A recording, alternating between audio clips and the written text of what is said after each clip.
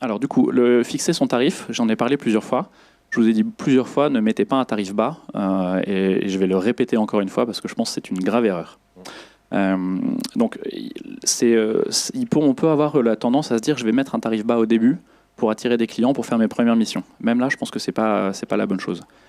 Parce que, comme je le disais, un client qui cherche un tarif bas, c'est un client qui est chiant. C'est un client qui va pas être prêt à payer si jamais la mission est pas, si jamais il n'a pas exactement ce qu'il attend.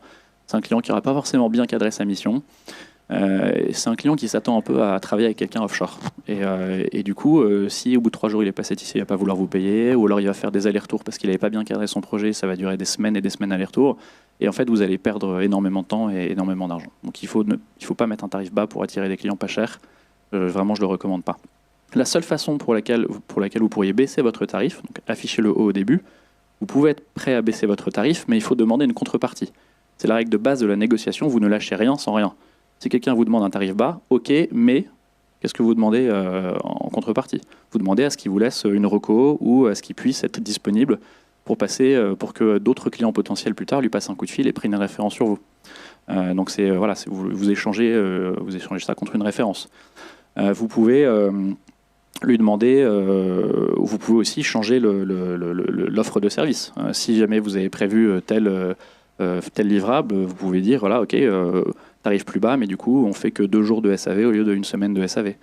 Ou alors, j'enlève cette feature. Voilà. Donc, si vous baissez votre tarif, demandez quelque chose en contrepartie. Réfléchissez, peut-être faites votre liste avant de parler à vos clients de ce que vous pourriez enlever comme service pour diminuer votre tarif. Mais affichez-le assez élevé. Il y a un freelance que j'avais rencontré qui m'avait dit, moi, pour calculer mon TJM, j'ai pris mon salaire brut, j'ai multiplié par 2 ou 3, et ça me donne le chiffre d'affaires que je veux facturer.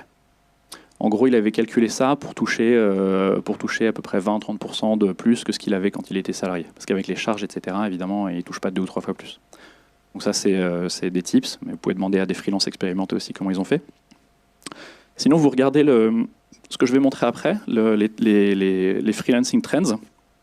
Donc c'est les tarifs sur Malte.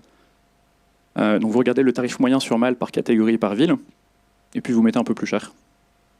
Aujourd'hui, moi, personnellement, je trouve que certains freelances mettent des tarifs trop bas sur Malte, et c'est pareil, c'est notre combat tous les jours d'expliquer à des freelances qui devraient augmenter leur TJM. Quand on parle à des freelances, Camille qui est là, Camille qui est où, qui est là-bas, ici, et Fanny le font souvent aussi quand elles parlent à des freelances. On leur propose une mission avec un client intéressant et on leur dit, voilà, les freelances de ta catégorie, pour ce client-là, on leur propose des freelances à 450 € au jour, toi tu es à 350 ou 390, je pense que tu peux monter ton TJM, essayer de le faire et puis on verra. Et souvent ça passe très bien. Donc nous, on essaie de jouer en faveur de ça. Après, ça ne va pas empêcher certains freelances de quand même mettre un tarif bas en se disant qu'ils vont attraper des meilleurs clients. Donc je pense que la moyenne sur Malte est encore un petit peu faible. Donc voilà, visez 10-20% de plus. Ensuite, pour démarrer, même avec un prix élevé, donc on peut se dire, ouais, mais si j'ai un prix trop élevé et que j'ai pas de référence, je n'arriverai pas à trouver de clients. Vous pouvez déjà rester salarié en attendant de trouver un client. Si vous n'êtes pas pressé, attendez la bonne opportunité de travailler sur un projet qui vous plaît vraiment et sur lequel vous êtes vraiment compétent, parce qu'il ne faut pas foirer ses premières missions. Vous pouvez aussi faire votre première mission chez votre employeur. Il y a des gens qui sont ravis de garder un salarié en freelance quelques jours par semaine pour continuer, faire un handover, continuer à travailler sur quelques projets. Donc ça peut être une bonne solution, temporaire.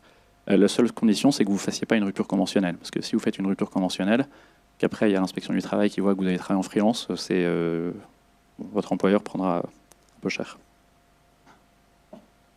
Du coup, tout à l'heure, on parlait des tendances sur les technos. Donc on a publié un rapport que vous pourrez trouver ici, pareil dans la section ressources sur Malte, qui est un rapport sur toutes les recherches et sur les profils sur Malte. Donc on a à peu près 300 000 recherches chaque mois sur le site. Et donc ça, c'est des compétences qui sont classées avec aussi leur évolution. Donc Java, ça reste toujours une compétence qui est très recherchée. Vous voyez React, là, toutes les technologies JS, dans Node, React, qui augmentent énormément. .NET, Vue.js, encore ici. Donc voilà, ça c'est les grosses tendances. Et ça, c'est les évolutions les plus fortes. Donc Kotlin, Google et Panda, qui ont chacune des évolutions assez fortes en termes de pourcentage. Est-ce que ça vous fait réagir, ça, peut-être? Surpris, pas surpris?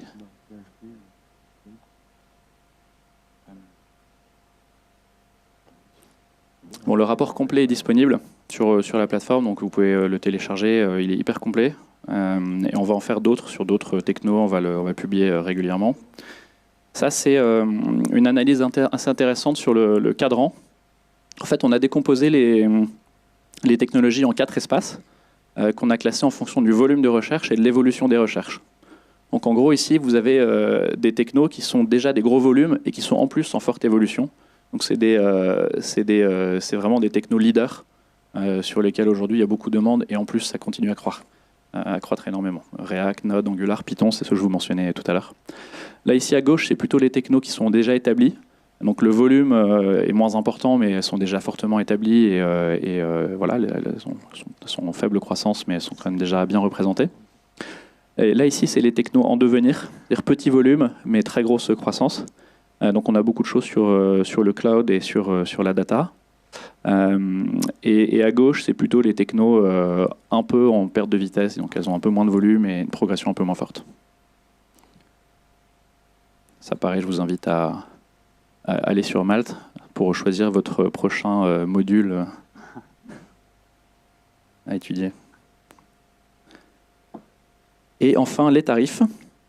Donc il y a une page sur les tarifs plus détaillés, mais ça c'est les tarifs par famille de métiers. Et donc en gros ce que vous avez, quand le trait est large, ça veut dire qu'il y a beaucoup de freelances qui ont appris à ce niveau-là. Donc évidemment c'est rapproché autour de la moyenne qui est là. Donc le trait au milieu c'est le tarif médian, excusez-moi, c'est pas la moyenne, c'est le médian. Ensuite vous avez le deuxième quartile et le troisième quartile. Donc ça veut dire qu'en fait on a 50% des freelances qui sont dans cet intervalle-là, dans ce petit rectangle, en termes de tarification. Et puis ensuite, il y a les tarifs plus extrêmes. Donc, vous pouvez utiliser ça et vous placez dans ce quartile-là. C'est toujours, moi, je pense que c'est la stratégie à adopter. Il faut être un peu plus cher que les autres parce que déjà, ça montre votre expertise et il ne faut pas avoir peur d'être cher. Le cher, ça veut dire bon aussi, ça veut dire expert, donc il ne faut pas avoir peur. Il ne faut surtout pas être le moins cher. Et puis après, voilà, il y a des experts qui peuvent se faire un petit peu plaisir. Alors, question? DBA? C'est tout ce qui est base de données. Donc là, c'est les tarifs plus détaillés. À Paris, je crois. Voilà, donc ça, c'est le zoom sur les développeurs à Paris. Donc Data Scientist, 880 €. Donc ça veut dire qu'en fait, 95% des freelances sont en dessous de 880 €, donc 5% sont au-dessus. Voilà, on remarque quand même que la médiane est assez élevée. Donc 450 €, c'est ce que je vous mentionnais tout à l'heure pour un exemple de facturation sur les back-end. Data Scientist 550, front-end 350. Ça c'est donc la question c'était est-ce que c'est des tarifs hors taxe ou TTC? C'est hors taxe. En fait, il y a des freelance auto-entrepreneurs qui n'ont pas de... Donc pour ça, c'est comparable, on est toujours en hors taxe.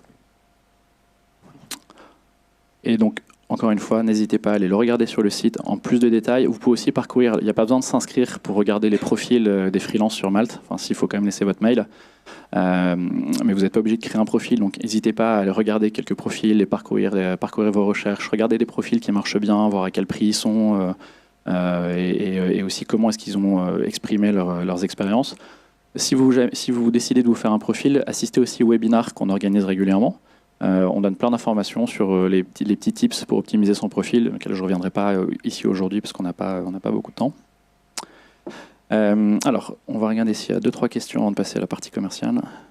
L'industrie est absente de votre plateforme ainsi que les profils IoT, électronique, mécanique. Alors justement, il y a une semaine, on a lancé des nouvelles catégories dans lesquelles on a intégré tout ce qui est électronique embarquée et ingénierie plus classique. Donc maintenant, ça y est. Quel niveau d'expérience faut-il pour se mettre en freelance? Quels critères sont recherchés par les entreprises? Il n'y a pas vraiment de niveau d'expérience à avoir. On peut se mettre en freelance jeune, on peut se mettre en freelance à la sortie des études, voire même pendant ses études. Évidemment, plus vous êtes jeune et moins vous avez d'expérience, plus je pense que ça nécessite 2 choses. La première, c'est que vous soyez très clair sur ce que vous êtes capable de faire. Il ne faut pas se survendre, il ne faut pas se planter. Donc soyez très clair sur ce que vous êtes à l'aise de le faire et exprimez-le clairement. Et la deuxième chose, c'est d'être professionnel dans la façon dont vous allez vous cadrer votre mission et les questions que vous allez poser à votre client. Si vous cadrez bien vos projets, que vous posez des questions pertinentes et que vous ne vous précipitez pas à faire un devis avec une ligne, mais vous faites quelque chose de détaillé, c'est une marque de professionnalisme qui vous permettra de vous démarquer même si vous êtes junior. Donc voilà, soyez sérieux, et j'en parlerai un petit peu tout à l'heure de comment on cadre bien son devis. Mais plus vous cadrez un devis, plus vous gagnez aux yeux du client en expertise et en professionnalisme. Alors comment se vendre? Donc comment trouver des clients? La première façon de trouver des clients, c'est évidemment d'utiliser son réseau personnel. Donc tout à l'heure, je mentionnais vos anciens employeurs, des collègues avec qui vous avez travaillé, même des étudiants que vous avez rencontrés ici qui sont partis en start-up, etc. C'est garder votre réseau actif, évidemment sur LinkedIn. Faites-vous aussi connaître sur les réseaux sociaux. N'hésitez pas à écrire des articles sur Medium, sur des choses que vous avez trouvées intéressantes, à les partager, à vous faire relayer sur évidemment Stack Overflow, GitHub, etc. Donc Twitter aussi, soyez actifs, followez les gens qui vous semblent intéressants dans votre domaine, les pointures, etc. Et essayez de vous tenir au courant et de commencer à faire votre réputation.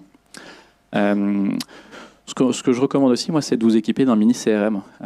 Faites-vous un compte Mailchimp, c'est gratuit, jusqu'à un certain nombre d'abonnés. Vous faites un compte Mailchimp pour envoyer des news de temps en temps, une fois par an, 2 fois par an, sur les nouvelles techno que vous avez apprises, sur les missions que vous avez faites. Vraiment faire un peu des newsletters. Ça peut paraître un peu contre-intuitif et un peu too much, mais en fait, c'est hyper efficace. Vous pouvez aussi avoir un CRM comme HubSpot pour lister tous vos clients, tous vos prospects, vous mettre des relances un peu automatiques. Mailchimp, ça peut être aussi intéressant si par exemple vous allez être dispo un jour, vous arrêtez un projet, vous pouvez envoyer une notification à tous vos clients pour leur dire voilà, je termine un projet telle date, je serai disponible à partir de temps, etc. Vraiment, c'est pas très compliqué à faire et c'est assez puissant. N'hésitez pas à continuer à réseauter, donc aller à des conférences, à des meet-up. Et essayez aussi, si possible, de participer à des conférences. Si vous avez des sujets intéressants, d'abord vous écrivez vos médiums et vous essayez de les faire partager.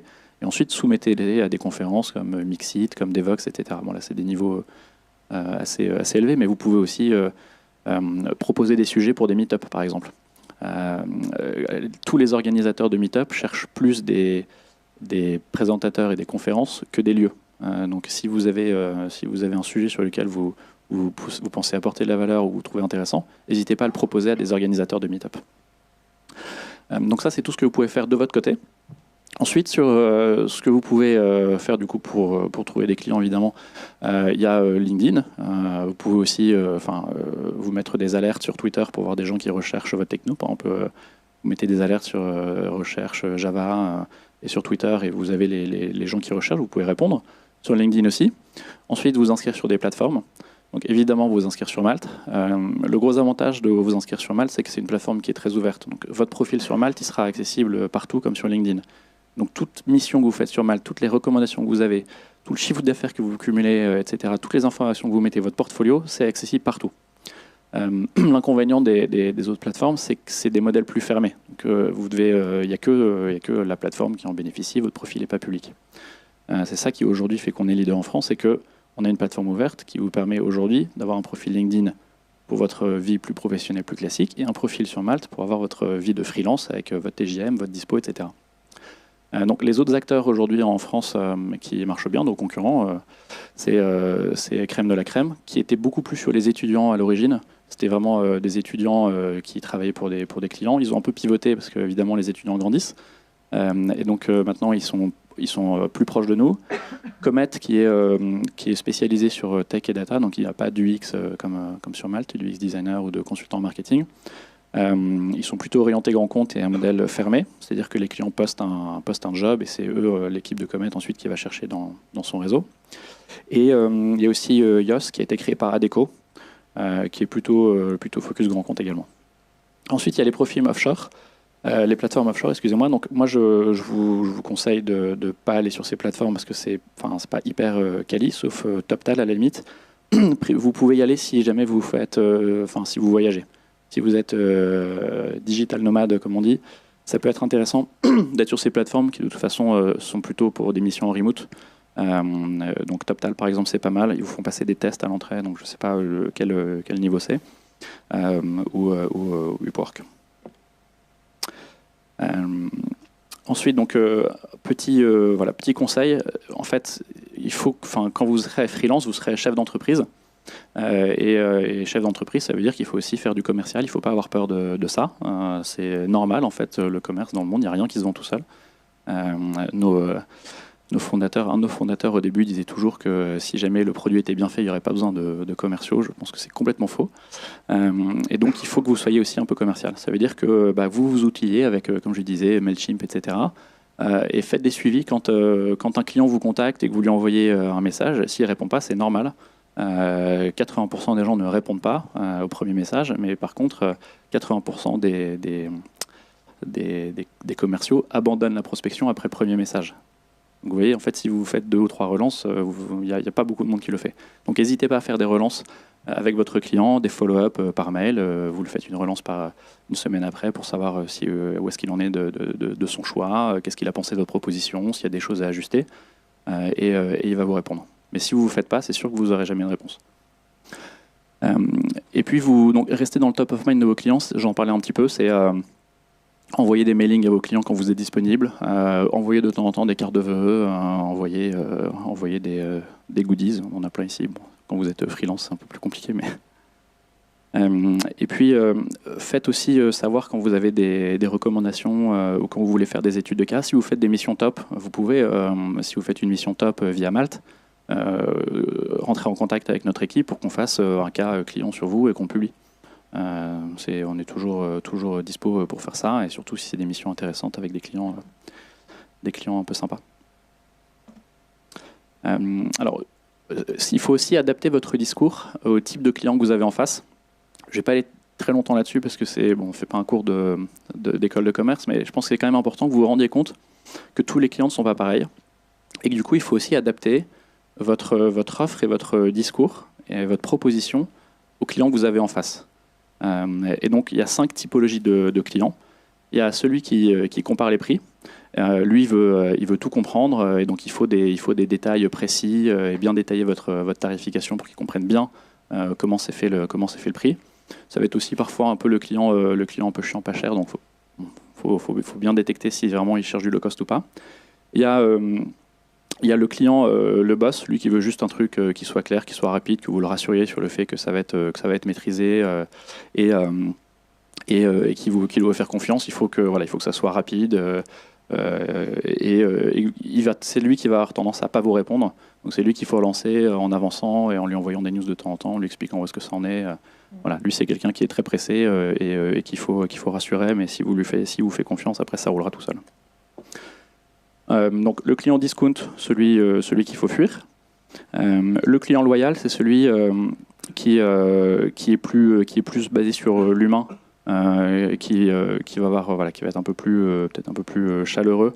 Lui, c'est des choses que vous pouvez mettre en avant, c'est l'impact qu'il peut avoir sur votre réputation, c'est lui demander l'aide sur votre réputation. C'est quelqu'un qui va vouloir aussi créer des relations avec vous. Vous lui racontiez aussi un peu plus de choses personnelles sur vous, pourquoi vous êtes devenu freelance, ce qui vous intéresse de travailler dans son entreprise, vous pouvez le flatter, etc. Et le dernier, c'est le client exigeant. Donc le client exigeant, c'est assez proche du boss. Lui, en fait, il faut vous expliquer que tout ce que vous faites, c'est vraiment tailor-made exactement pour lui. Et que vous précisiez que oui, c'est exactement ça qui répond à son besoin. Vous pouvez d'ailleurs pricer plus cher parce que vous allez faire des propositions plus détaillées pour bien montrer que ça répond vraiment à son besoin. Donc, je vous enverrai aussi ces pages pour que vous puissiez les voir, mais en fait, ce que je veux dire, c'est que gardez en tête, quand vous échangez avec vos premiers clients, essayez d'imaginer dans quelle boîte vous allez le mettre. Et quand vous savez dans quelle boîte vous allez le mettre, adaptez du coup votre discours et le mode de communication aussi que vous allez avoir avec lui. Donc, les réponses aux objections, il faut que vous ayez noté, en fait, quand des clients vous font des objections, faites-vous votre petit guide de réponse à ces objections. Au fur et à mesure, vous allez le compléter, au fur et à mesure, vous allez être plus pertinent. Mais soyez toujours prêt à avoir ça de côté, de temps en temps y jeter un œil, mais soyez toujours prêt à répondre à ces objections de façon pertinente. Donc notez-les au fur et à mesure. Voilà quelques exemples. Si on vous compare à d'autres personnes, vous pouvez demander ce que le client a apprécié des dernières propositions qu'il a reçues, qu'est-ce qu'il en a pensé. retournez ces questions par des questions. Vous lui demandez, voilà, s'il vous dit que votre proposition est trop chère, vous ne lui dites pas tout de suite pourquoi, demandez-lui plutôt qu'est-ce que vous attendiez comme prix, quel niveau de service vous attendiez, est-ce qu'il y a un élément particulier qui vous semble un peu cher par rapport à ce que vous avez envisagé, est-ce que vous avez compris vraiment ce qu'il y a dedans, voilà. Donc creusez, répondez aux objections et faites-vous votre petite base de réponse aux objections. Alors, conseil de négociation. Donc, ce que je vous disais, c'est si vous faites une offre très détaillée, vous aurez plus de liberté pour enlever des éléments si jamais il faut négocier. Si vous partez tout de suite en disant développement d'une application mobile pour 3 mois avec un prix, c'est compliqué après de pouvoir détailler et d'enlever des éléments. Donc faites un devis le plus détaillé possible pour pouvoir après, si jamais le client challenge le prix, lui dire ok, qu'est-ce que vous voulez pas. Et si vous baissez votre prix tout à l'heure, vous pouvez aussi, comme je vous disais, demander des recommandations, demander à ce qu'il soit dispo pour aller à d'autres clients, etc. Sur le mode de facturation, c'est hyper important, et j'en parlerai aussi sur la partie juridique. Essayez de facturer au temps passé plutôt qu'au forfait. C'est-à-dire que ce n'est pas développement d'une application mobile de l'application X, c'est 3 mois de développement, d'assistance au développement sur l'application X.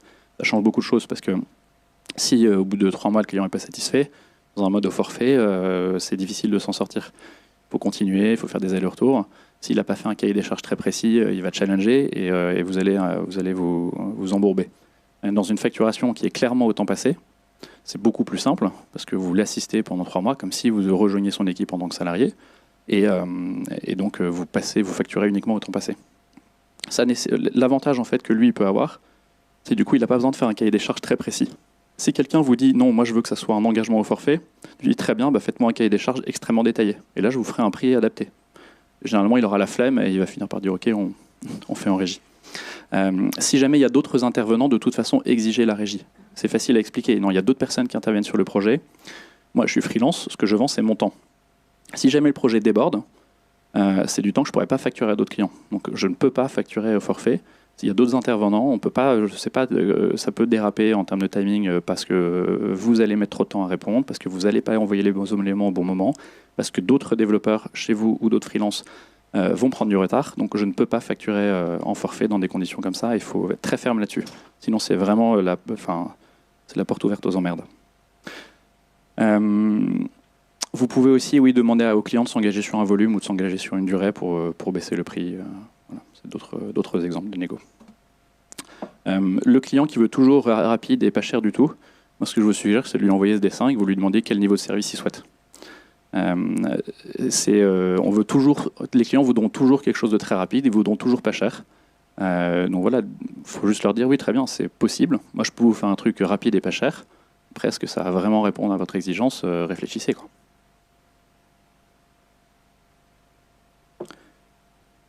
Alors, il nous reste un petit quart d'heure, donc je vais aller vite sur cette partie et après je prendrai d'autres questions. Donc, est-ce que vous avez besoin d'un contrat? Moi, je vous conseille toujours d'avoir un contrat avec vos clients.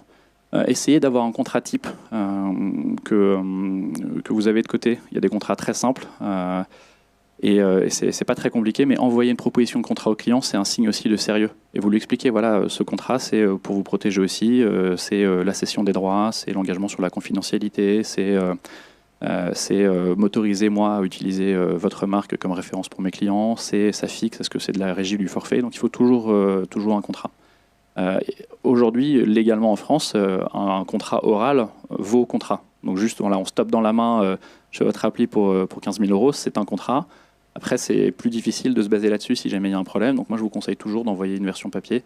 Ça fait partie du cadrage de la mission et encore une fois, c'est un gage de crédibilité. Et avec des choses comme ça, vous pouvez augmenter votre prix. Les pièges à éviter dans les métiers tech et data, c'est de diviser votre projet en lots. Et de s'assurer qu'il soit bien distinct. Parce que si vous avez un peu l'effet tunnel, je repars sur mon appli de 3 mois, donc à 30 000 €, à 10 000 € par mois. Si vous faites des sprints toutes les 2 semaines et que vous avez des lots de validation toutes les 2 semaines, vous allez avoir 6 lots de 5 000 €. Si vous faites l'application, vous travaillez tout seul en chambre pendant 3 mois et qu'à la fin le client n'est pas satisfait, vous avez un problème à 30 000 €. C'est beaucoup plus emmerdant à résoudre. Et vous vous rendez pas, il vaut mieux arrêter la mission plus tôt. Voir si ça diverge et avoir eu des jalons intermédiaires pour au moins être sûr d'être payé pour les parties qui sont déjà faites. Il faut que le client soit conscient que quand il valide un lot, c'est ferme et définitif. L'argent est dû et voilà, on ne reviendra pas en arrière. Et ça, vous pouvez l'écrire aussi dans vos contrats. Ensuite, définissez les modes de communication. C'est hyper important d'avoir des échanges très réguliers avec vos clients, encore une fois, pour éviter l'effet tunnel. Il faut qu'on se parle tous les 2 jours et qu'on se fasse un rendez-vous physique d'1 heure toutes les semaines. Et les rendez-vous, les calls tous les 2 jours, c'est par Zoom, par Skype, etc. Mais définissez des échéances pour être sûr de ne pas perdre le contact avec votre client. Et dernier point hyper important, on a vu beaucoup de cas qui sont hyper problématiques à résoudre, où en fait le freelance envoie son livrable, et puis après il attend, et il ne se passe rien. Et puis le client, en fait, il est hyper occupé, il se réveille 2 mois après en disant « Ah mais non, mais il fallait corriger ça, etc. » Évidemment, le freelance, il est sur un autre projet, il est plus dispo. Et du coup, il se retrouve à faire les 2 trucs en parallèle. C'est un enfer, le client n'est pas content parce que 4 mois après, il n'a toujours pas son livrable, etc. Et ça, c'est le pire qui peut arriver. Donc prévoyez très clairement une période de SAV, ou une période pendant laquelle le client peut vous faire des retours et pendant laquelle vous garantissez la prestation. Si vous êtes sur de la régie, donc du temps passé, c'est quand même important pour que vous puissiez être disponible pour revenir voir le client si jamais il a des retours. Mais c'est encore plus important en forfait pour être sûr que le client ne revienne pas 3 mois après avec ses commentaires. Ça le force aussi, lui, à vous faire ses retours rapidement. Donc vous dites, voilà, vous avez 48 heures pour me faire vos retours quand je vous ai envoyé le livrable, et ensuite je vais les traiter en 48 heures. Après, vous le prévenez, après je travaillerai pour un autre client, où je serai plus disponible. Il faut qu'ils soient conscients de ça. Parfois, ils n'en ont juste pas conscience, hein, c'est évident, mais les clients ne savent pas. Bon, pour le design, je ne vais pas en parler, mais c'est surtout faire des tests, et c'est un peu la même veine, c'est prévoir des livrables, etc. Alors, donc, quelques outils, on en a déjà parlé tout à l'heure, donc je ne vais pas revenir là-dessus. Si il y avait quelques communautés de freelance qui peuvent être aussi intéressantes à rejoindre, Amédée, qui sont les anciens de la mutinerie, des coworking, HappyDev, qui sont venus faire une présentation ici, qui ont des devs seniors qui peuvent aussi vous coacher au début. Et voilà pour ça. N'hésitez pas aussi à aller voir sur le site pour le pass Sésame, pour les offres qu'on avait négociées pour vous auprès de AXA, Conto, Alan, les coworking et la comptabilité. Bon, eh bien, écoutez, voilà. Je prends quelques questions et puis on arrête là. J'ai une question. Ouais, vas-y. Est-ce qu'on peut garder le statut étudiant tout en étant auto-entrepreneur? Bah, étudiant, c'est pas vraiment un statut, donc ouais. Enfin, tu peux être étudiante et faire ton auto-entreprise en parallèle. D'accord. Par contre, il faut que tu aies 16 ans pour faire ton auto-entreprise. Si tu veux faire des missions, il faut l'autorisation des parents. Bon, personne la demande, hein, mais je suis obligé de vous le dire. Comment ça se passe pour la durée des projets? Si par exemple on se plante totalement et on valide un projet qui va durer 1 mois et finalement on va mettre 1 mois et demi à le faire, un truc comme ça? Bah, le plus important, c'est dès que tu penses que tu vas pas tenir les délais, c'est immédiatement en parler avec ton client. Parce que si jamais tu attends en disant je vais essayer, j'attends, ou alors si tu as peur d'avoir la discussion avec ton client et que tu attends le dernier moment, le problème va être beaucoup plus gros. Donc dès que tu sens que tu as fait une mauvaise évaluation, là c'est que le cas du forfait du coup, si tu dis je pense que je vais facturer 1 mois pour faire ce livrable et finalement tu mets 1 mois et demi. Bah non, parce que même s'il facture une durée, faudra bien lui donner une durée estimée, non? Ouais, en régie, tu peux dire voilà, moi je pense que je vais vous accompagner là-dessus pendant 1 mois. Il faut être clair au début sur, voilà, on verra où on en est dans 1 mois, mais c'est pas sûr que le projet soit livré, ça dépend de vous, ça dépend des autres collaborateurs, donc je peux pas vous garantir où ça en sera. Je pense effectivement que ça peut durer 1 mois. Généralement, dans un projet comme ça, il faut désigner un chef de projet qui est censé faire la coordination. Si c'est vous qui prenez ce rôle, il faut lui dire dès le début, bon, en fait, les estimations, pour telle ou telle raison, je pense que ça va un peu décaler. Est-ce que vous êtes OK pour continuer? Est-ce que vous êtes OK à ces conditions-là? Et surtout, si vous avez des communications comme ça à l'oral, vous envoyez systématiquement un mail derrière. Dire, voilà, je récapitule ce qu'on s'est dit. On s'est dit que vous étiez OK pour que ça dure 2 semaines de plus. On s'est dit que voilà, la mission, vous allez la valider sous telles conditions, etc. Toujours un mail écrit après. Et vous commencez par voilà ce qu'on vient de se dire. Vous attendez pas que le mec confirme, qu'il réponde oui, je suis d'accord par email. Vous précisez dès le début, on vient de se le dire, on est OK. Si vous n'êtes pas d'accord, répondez à mon mail. Donc ça veut dire que par défaut, s'il ne répond pas, vous avez raison. OK. Une question après ici. Moi, c'est une petite question un petit peu pas très importante, mais Amédée, c'est la mutinerie? Amédée, c'est les anciens fondateurs, les créateurs de la mutinerie, le coworking. Ah ouais, d'accord, Ouais. ok. Bon, bah écoutez, c'est juste ça m'a vraiment étonné, donc ça va pas rendre rapport. Moi, j'avais une petite question au niveau des devis. Du coup, quand on facture au temps, comment ça se matérialise dans un devis? Est-ce qu'on est quand même obligé de détailler tout ce qu'on va faire pendant cette durée? Oui, c'est mieux. Oui, c'est toujours mieux d'avoir un devis qui soit détaillé. Si vraiment c'est une facturation au temps, en fait, par défaut, un freelance, c'est marrant, mais en fait, par défaut, le freelance va dire que je vais facturer au temps, et par défaut, le client comprend que c'est du forfait. Oui, donc en fait, on va estimer le temps qu'on va faire sur la Ouais, tâche. On va mais le de toute convertir, façon, il faut écrire hyper clairement facturation au temps passé, engagement de moyens. Et donc, je vais vous accompagner pendant X jours en assistance technique. Voilà ce que je prévois de faire. Il faut l'écrire hyper clairement que c'est un engagement de temps, une obligation de moyens. Sinon, les clients, par défaut, pour eux, ça va être obligation de résultat. Parce qu'en fait, ce qui va se passer, c'est que ton client, il va t'envoyer un cahier des charges qui va être parfois pas très détaillé. Toi, tu vas estimer le temps qu'il faut faire et tu lui fais ton devis. Du coup, lui, il va se dire, bah, j'ai envoyé un cahier des charges, il dit que c'est le temps qu'il faut et tel prix. Donc pour lui, c'est du forfait. Et c'est normal, parce que quand on commande des choses dans la vie, c'est toujours du forfait. C'est rare de la régie, sauf en fait le CDI. Le CDI, c'est de la régie. Donc il faut lui expliquer, voilà, dans des conditions de cette mission-là, comme je disais, il y a d'autres intervenants, etc. Voilà, je ne peux pas m'engager sur le résultat, donc c'est une obligation de moyens.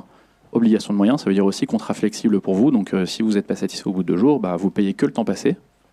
Et on arrête la mission. Donc vous pouvez le vendre comme un avantage. Vous lui dites c'est un contrat flexible, vous n'avez pas d'engagement. Ok, merci. Dans le micro, ne le reçoit pas sur la tête. Merci. Tout à l'heure, vous parliez du prix qu'il faut mettre le plus haut possible. Est-ce que le prix n'est pas proportionnel à la taille du portfolio? Tu veux dire de tes expériences? Ouais. Est-ce que un prix trop haut, ça va pas par rapport au client? Bah, c'est sûr que si tu n'as pas une énorme expérience, ça va être difficile de justifier un prix extrêmement élevé. Et plus tu as d'expérience, plus tu vas augmenter ton TJM, oui. Après, c'est aussi en fonction des demandes que tu reçois. Et tu vas aussi ajuster ton prix en fonction de la mission. Par exemple, un freelance qui cartonne bien sur Malte et qui reçoit 3 propositions par jour, il peut augmenter son prix. De toute façon, il ne répond pas à tout le monde. Donc autant monter ton prix, tu vas diminuer le nombre de leads entrants et puis tu n'auras que les clients qui sont OK pour payer ce prix-là. Ensuite, tu peux ajuster ton prix en fonction de la mission. Si jamais c'est pour travailler à Massy, Palaiso, sur une technologie un peu obsolète, tu vas pricer hyper cher parce que tu vas rien apprendre et puis en plus tu dois taper d'aller à Massy. Si par contre tu vas travailler pour une super start-up sur un truc, je sais pas, sur du Kotlin ou du Python qui est dans Paris, bah évidemment tu vas ajuster ton prix parce que tu la veux cette mission. Bon.